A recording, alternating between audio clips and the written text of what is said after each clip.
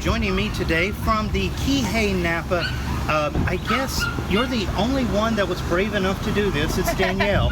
Yep. Hi, Shaggy. Hi. Now, I thought because, look, a lot of times when we do these, people kind of are just like, well, I know about this little thing and that little thing. But I thought because a lot of people don't know the basics, we would cover those today with you. So when we talk about what are the things that you basically got to make sure on your car are good, what are those?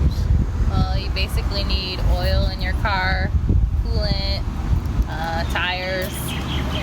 So things like the actual part that touches the road, Yes. the part that keeps the engine running. The rubber. Yeah, and then, speaking of rubbers, that would be hoses and belts. Yep. Hoses and belts. Okay, so a lot of people, this is kind of crazy to me because these are all things that in a casual look you can kind of identify if there's a problem area, but a lot of people are almost intimidated by checking the basics of a car.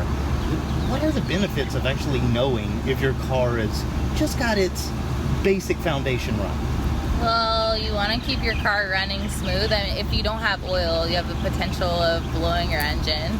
If you were unaware of if it had oil or not. If you have a low tire, maybe there's something wrong with it. Like there's a thorn or a nail in it. So it'd be good to just check it every now and then. You wouldn't want to be driving around on a flat tire, bend your rim. Yeah, those are all very bad, expensive things to fix at the end of the day. Yes.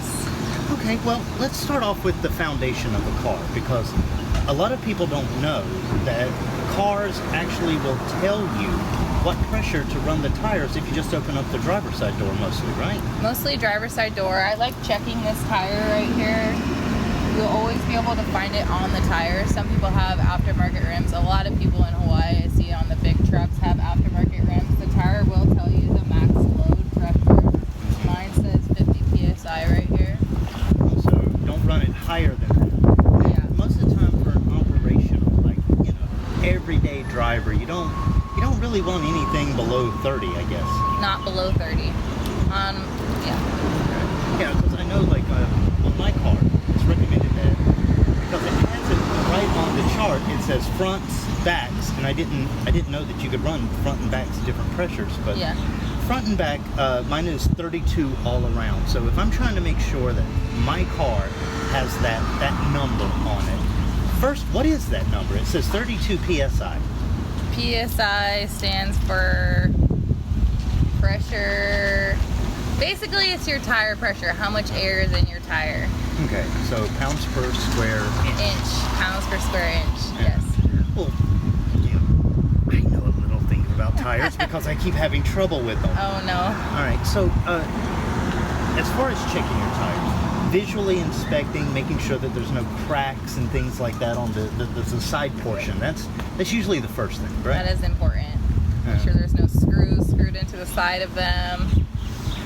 And this is something that happens a lot more than people realize. You can Yep. get a screw, and it can be in there days before it actually starts to let down Wiggle your tire. out. Yep. Oh, gosh. So visually inspect it, and the cracking, the dry rotting, when the tire does that, it's pretty gone. Yeah, it's going bad. We live in a hot environment, so the odds of it doing within 5 or 10 years is probably pretty good. Yeah, So it's good to get them replaced. pretty If much there's at the cracks first, in it. Yeah, the first signs of cracks. You don't want to have a blowout or that stranded on a highway. stranded on a highway would be terrible. No Yeah. phone reception. I've been there. Gotta keep yourself safe. Oh, gosh. Well, okay, so if somebody has never checked a tire before, first, what kind of tools do we need? We need a tire pressure gauge. This is one right here. It's a pretty basic model. We have some upgraded models. Like there's $500 models, Snap-on, Wow. offers. But this is only like $384, I think, in our store. Oh, okay. And it will check your basic tire pressure. All right, so, how does it work? You want me to show you? Yeah, let's take a look at this thing in action. Well, okay. Well, this is my tire right here. You just want to screw off the valve cap. Just make sure nothing gets in the valve right here.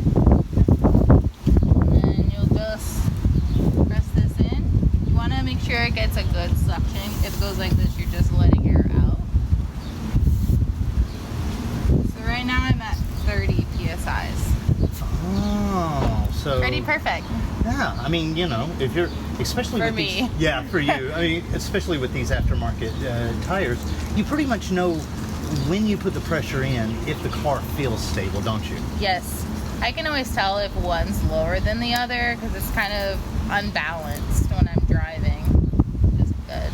Oh gosh. Well, I'll tell you what. Now that we've done the foundation of a car, I guess it's time to do the thing that scares everybody the most. Go under the hood. Get under the hood. All right.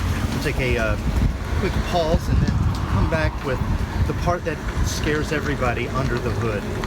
Okay. Now we're under the hood, and Danielle, I want to say under the hood, your car it's pretty, in a word. This is pretty. Thank you. I've seen a lot of engines in my time, but this one could win a pageant. Well, thank you. Well, let's go through the basics. So we've got the hood open. Most people would just go, "Ah, engine, no!" and they would run away from it. But Right. what are some of the things that you just kind of want to use your eyeballs and make sure are okay? You want to make sure all your belts and hoses are not cracking or fraying. Okay. Make sure everything's connected.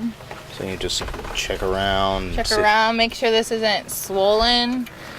Oh, because when it's swollen. That means the hose is no good already. You can tell that this is a good hose. This one looks a little swollen, to be honest with you, but it's still a good hose. There's no cracks. Yeah, it's still got a lot of newness to the leather. It's still rubber. It's still pliable. Yes. Okay. And then after the hoses, where do we go to next?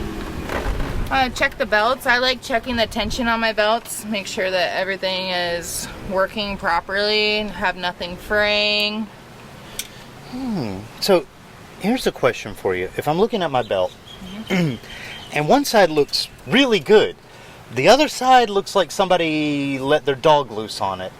That's a problem, isn't it? That is a problem. You could need a new belt, or you could need a new tensioner. Oh. So it would be good to get it checked out by a mechanic. Okay. But if you're a home mechanic and something, you see it like that. You have the tensioners and stuff for a lot of cars. Definitely have the parts to fix the vehicle. Nice. Most of the time, if we don't have it in stock, we can get it. Okay. So check the belts, make sure that they're both even along the sides, no cracks, just like you did with the hoses. Yes. Belts don't bloat though, do they? No, they don't. But over time they can get kind of loose. Over time, they do start to fail eventually. So most of the time, and this is the thing that I like, most of the time when you're checking belts, you can basically do what is called the trampoline test. But make sure it has a little bounce. little bounce to it. But not too much. Right. Right? So you just want a little bounce. It's usually what, like a half inch, quarter inch, like tiny? Yeah, there's not much slack on the belt because you don't want it to come off. Gotcha. Actually. So if there's more slack than that, chances are either the belt's old or you don't have the right tension or something's wrong with the tensioner. Right. So, and you can tell all that, no mechanical skill needed, just by your eyes. Right. Just Okay. a little pull. Just a little pull and a little, okay. Look. So far, so good. All right, so now here's the thing. For a lot of people that keep asking me this over and over again, this is the side of the car that the oil goes in. I've had people thinking that cars were like chainsaws and that you add the oil somewhere in the back so that it somehow miraculously makes its way up front. No way. The engine oil will go in the engine block. This is the oil cap. Okay. A lot of times the oil weight will be on top of the cap. Oil weight, like how many pounds of oil you put in the car? No, like 5W30, 5 weight 30. Oh, so that's what the W means. Yes. Okay. Learn something new every day. Now, the thing about weights, though, is I did hear Mark inside. Thank you, Mark, for giving me a cheat sheet. Mark said that older cars would use higher weights. Is that true? sometimes you can put a higher weight of oil in your vehicle beyond 100,000 miles. I say about after 100,000 miles, you could increase the weight. Okay. From 530 to 1030. All right. Well, now that we know weights and we know the oil goes actually in the block, where do we check it? You'll locate the dipstick for your vehicle. This is my dipstick. Oh. Dipstick. You'll locate the dipstick. A lot of times it will say oil dipstick on the dipstick. Okay. When you pull it out, there should be, well, black, or I would say a more honey color. Oh. If it's really black, you definitely will need an oil change, but you could have a problem. Oh. What are you doing? By smelling it, I can tell that it's not time to change it yet. I changed it about a month ago. They say if it smells like a barbecue, or like it's cooked way too many hot dogs, that it could have a problem in my engine block. But that's just a little trick. It should look more of like a honey color, and I mean, engine oil, I like the smell of it, honestly, but not everyone does. I do too. There's sometimes, like, especially when I go to a garage, I just sit there and I'm just like, Yeah. Okay. Sound of the power tools. God, the impact wrenches. Yeah. So nostalgic. And you have all those tools here too, don't you? We definitely do. Now, if people don't have tools that they actually need to do small time jobs, NAPA does a tool loan, or is it's a tool buy policy, or? We are doing a rebate on a DeWalt special right now. Okay. You trade in your old DeWalt and we'll sell you a new DeWalt, and there is a rebate for that. So it's like a core charge. Yeah, kind of. Oh. Well, it's a rebate, trade-in rebate. But Trade-in rebate. Yeah. I'm gonna have to do a show one day on core charges, because everybody is like, "What is core?" But this. Yes, definitely. As far as your car, this is very impressive engine, and I can see why it's so happy, because you obviously take very good care of it, the way these things look. I do care about my car. How often do you do these checks? Well, I check my oil about once a week. Okay. My car drinks a lot of oil, so I just pulled the dipstick out, clean it off, so I can get an accurate reading. Put it back, then you'll pull it all the way out again, and I'm good. Just below the 2-quart mark. Okay. On here, there's 2 holes. That is 2 quarts. The measurements. Gotcha. So each one of those dots represents a quart load that your engine could be on. Yes. Ooh. Okay. My car takes more than 2 quarts, but this is to check the oil level in the vehicle. All right. And engines like this usually take 4 to 5, right? Yes. Okay. So depending on size. Well, Danielle, I gotta say, 1, impressive car, and 2, thanks for the advice on the oils. Yeah, of course, Shaggy. All right. Well, until next time, everybody. Well, take care of your car. Gosh, you could have something like this someday. And go visit us down here at the Kihei NAPA. Get some of that know-how. Till next time.